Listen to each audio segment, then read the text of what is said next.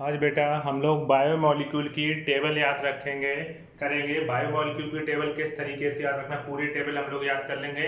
अधिकतर जो नीट में क्वेश्चन आता है वो बायोमोलिक्यूल की टेबल से ही आता है। जैसे मैं बायोमोलिक्यूल की सबसे पहले 9.1 टेबल डिस्कस करने जा रहा हूँ, कैसे आप लोग याद रखोगे। सबसे पहले बात आती है बेटा 9.1 जो टेबल है उसमें दिया गया है परसेंटेज, दिया गया नॉन लिविंग और लिविंग बॉडी में। किस में दिया गया है? नॉन लिविंग और लिविंग बॉडी में परसेंटेज दिया गया है। किस तरीके से हम लोग याद कर सकते हैं उसका तरीका ये है। जैसे पहले मैंने उसमें एक ही टेबल बनी पर मैंने एलिमेंट्स को दो बार अलग अलग तरीके से लिख दिया। 9.1 टेबल ही है, उसमें एक मैंने थोड़ा सा सीक्वेंस को चेंज किया है।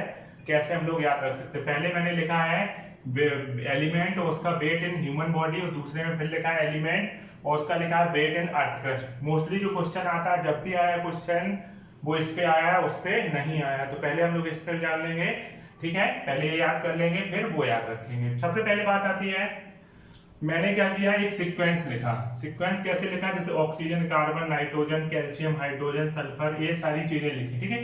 इस साइड मैंने एलिमेंट का मैंने सबसे पहले सबसे ज्यादा चीज लिखी, उसके बाद उससे थोड़ी कम लिखी, उसके बाद थोड़ी उससे कम, थोड़ी उससे कम। अगर आप लोग एक बार शांत दिमाग से सोचो, शांत दिमाग से सोचने का मतलब है, मान लीजिए आपने ऑक्सीजन का याद कर लिया, तो ऑक्सीजन सबसे ज्यादा 65 है। कितना है? ऑक्सीजन सबसे ज्यादा 65 है। तो आप देख रहे हो 65 से लगभग 1/3 कितना होता है? लगभग 20 के आसपास आता है। तो 18.5 क्या हो गया? कार्बन का हो गया। उसका देखो 16 लगभग, पहले 1/3 था 18.5, फिर क्या 16, 18.5 का 16 कितना होता है? 3.3 होता है। फिर इसका आधा क्या होगा?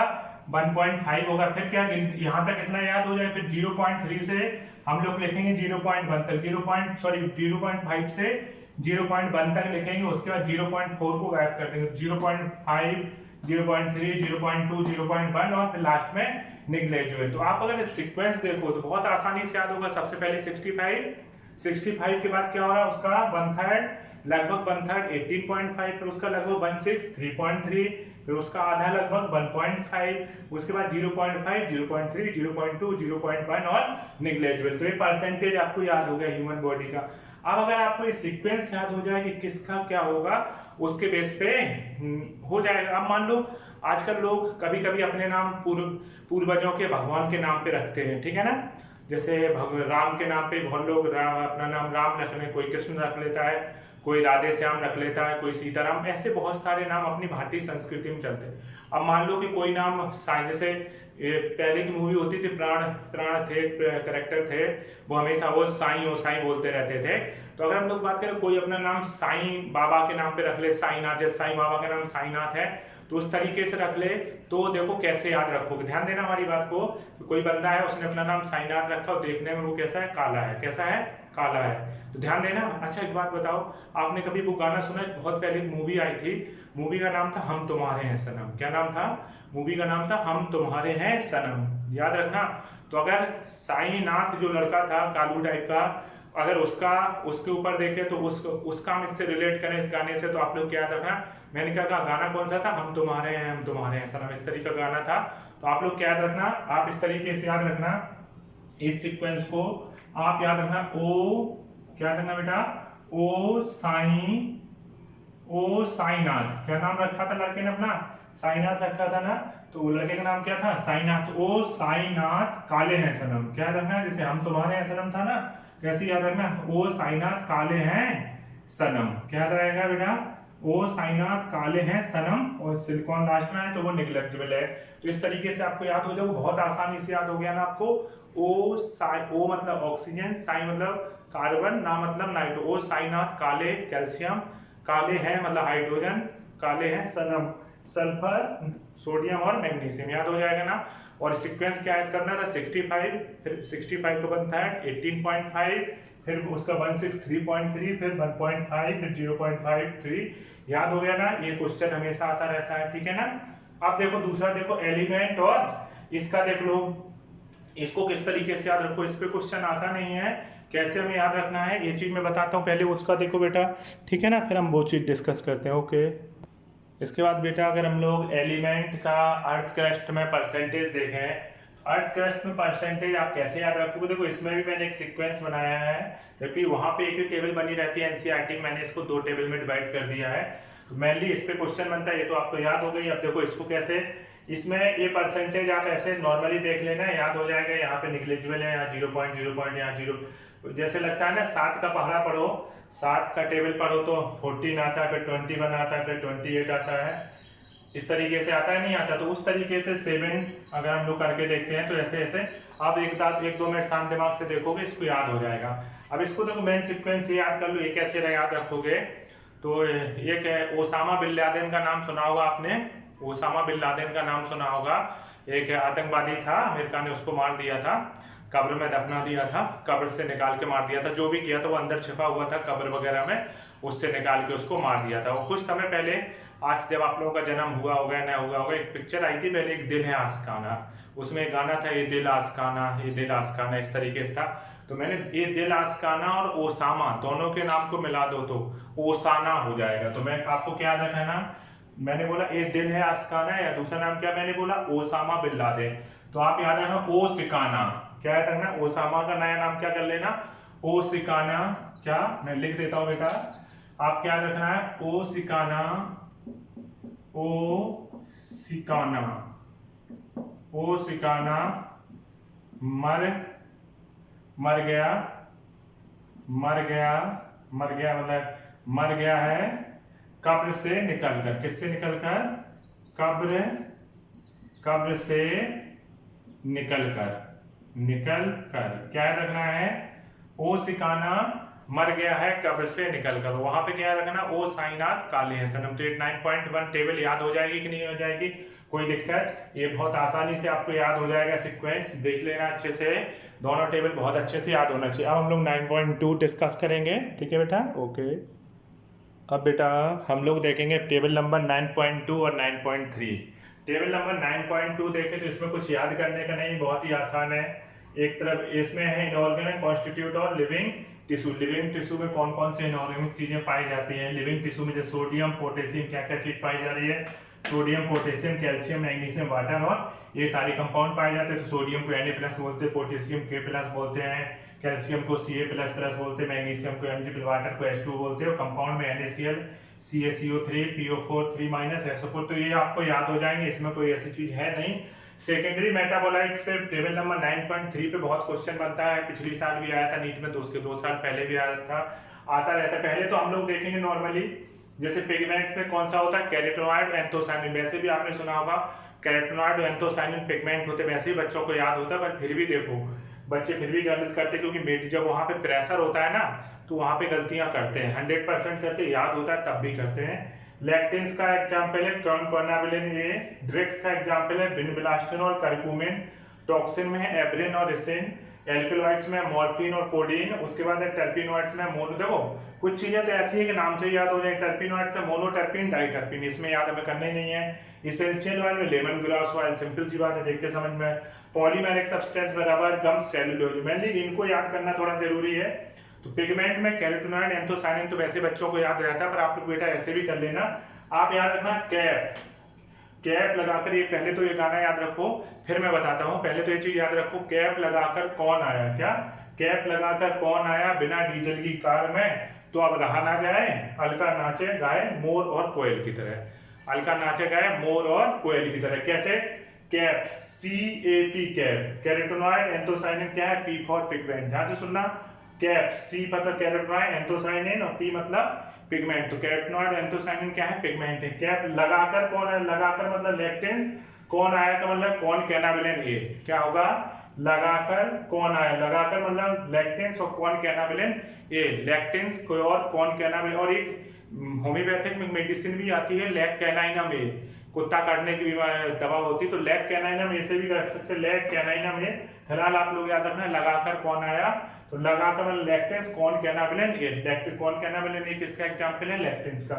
उसके बाद बिना डीजल की कार पे, बिना मतलब बिनबिलास्टिन, डीजल मतलब ड्रग्स, कार मतलब करक्यूमिन।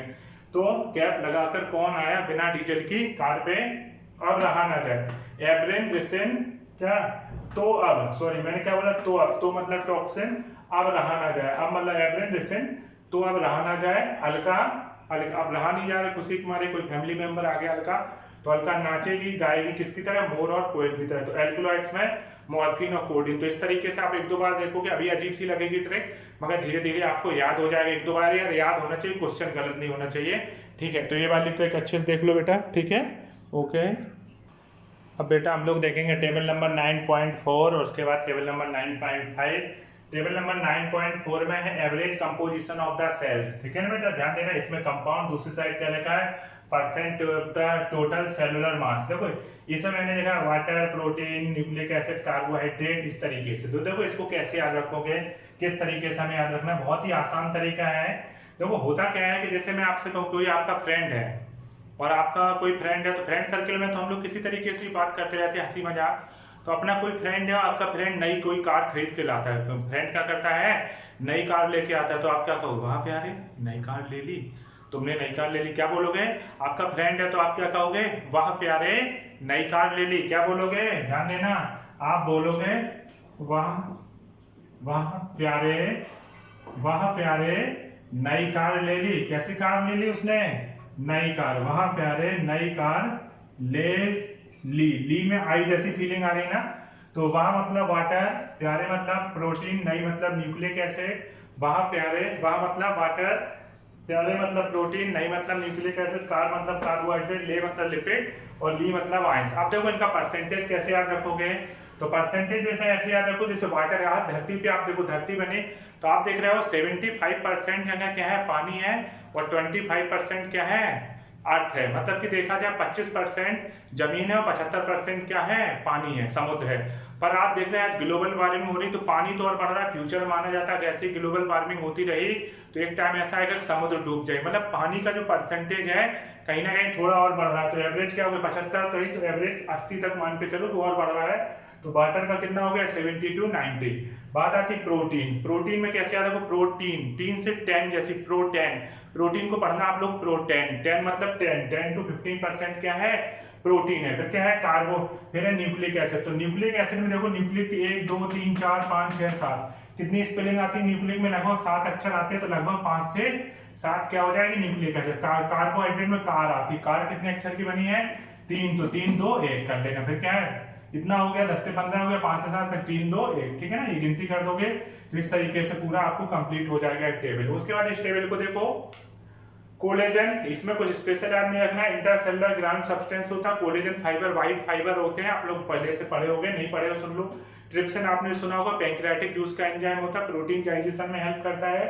इनएक्टिव फॉर्म ट्रिप्सिनोजन में पाया जाता है और उसको ट्रिप्सिन में इंटेस्टाइनल जूस बदलता है। इंसुलिन एक हार्मोन होता है, पैंक्रियाज की बीटा सेल से सिक्रेट होता है, ब्लड में ग्लूकोज के लेवल को कम करता है। इसकी कमी से डायबिटीज मेलाइटिस नामक बीमारी हो जाती है।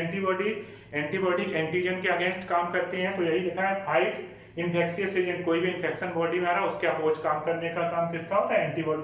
रिसेप्शन में क्या है, सेंसिंग रिसेप्टर, जैसे स्मेल रिसेप्शन नहीं है ना, टेस्ट भी किसी रिसेप्शन कारण मिलता है। हार्मोन में एक्टो हार्मोन हो जाएंगे, जैसे फीरोमोन्स वगैरह होते हैं ना, इंसेक्ट फीमेल इंसेक्ट को या फीमेल मेल इंसेक्ट को अट्रैक्ट कर, बहुत सारे एनिमल ऐसे होते हैं, इंसेक्ट होते हैं जो एक्टो हार्मोन या फीरोमोन्स को सिक्रेट करते हैं, जो कि एक सेंसरी का काम करते हैं, सेंसेशन। फिर GLUT है, ये भी क्या करती है, ग्लूकोज के ट्रांसपोर्ट में हेल्प करती है। अब एक चीज और डिस्कस कर लेते हैं हम लोग, बाकी टेबल हो गई है, थोड़ा सा अमीनो एसिड और डिस्कस कर लेते हैं। अब बेटा हम लोग अमीनो एसिड देखेंगे, acidic amino acid, basic amino acid और न्यूट्रल अमीनो एसिड। तो देखो इनको कैसे आता है, एसिडिक अमीनो एसिड में आता है aspartic acid, glutamic acid. Basic amino acid में आता है हिस्टिडीन, अर्जिनिन और लाइसिन। जबकि न्यूट्रल अमीनो एसिड में आता है वैलिन, ग्लाइसिन, एलनिन, ल्यूसिन और आइसोल्यूसिन। तो अगर बेटा हम लोग बात करते हैं कि कहीं ना कहीं अगर किस तरीके से हमें इनको याद करना है, तो देखो आप लोग एक चीज देखते हो कि हस्बैंड वाइफ पे बहुत सारे जोक बनते रहते, मतलब हस्बैंड को ऐसा दिखाया जाता है बेचारा बेचारा टाइप का, दुखी आत्मा, ऑफिस में परेशान, घर में परेशान, इस तरीके का हस्बैंड को रिप्रेजेंट किया जाता है, बहुत ही दुखी आत्मा, वाइफ के आगे थर थर कांपने वाला। पर ऐसा होता नहीं है, पर इस तरीके का एक रिप्रेजेंटेटिव हस्बैंड भी कॉमेडी करने के लिए इस तरीके से दिखाता है कि हम अपनी वाइफ से बहुत डरते हैं, ऐसा है ऐसा, इस तरीके का बहुत जगह जोक्स चलते रहते हैं हस्बैंड वाइफ के। तो हस्बैंड क्या है, एक बेचारा टाइप। क्या होता क्या है कि मान लीजिए हमें कहानी बताया कि मान लीजिए हस्बैंड अपने कमरे में बैठे कोई चीज कर रहा है, मोबाइल चला रहा है, कुछ पढ़ रहा है, कुछ भी कर रहा है, टीवी देख रहा है, अचानक से बीवी ने आवाज दी, सुकून से बेचारा बैठा था, अचानक से बीवी ने आवाज दी, बीवी किचन में कुछ कर रही थी, अचानक से बीबी ने आवाज दी, एजी। बीबी ने क्या कहा, एजी। जैसे ही उसने एजी कहा, हस्बैंड को टेंशन हो गई कि कुछ तो गड़बड़ है। वहां से एजी चिल्लाई, वो समझ गया टेंशन का काम करेगी।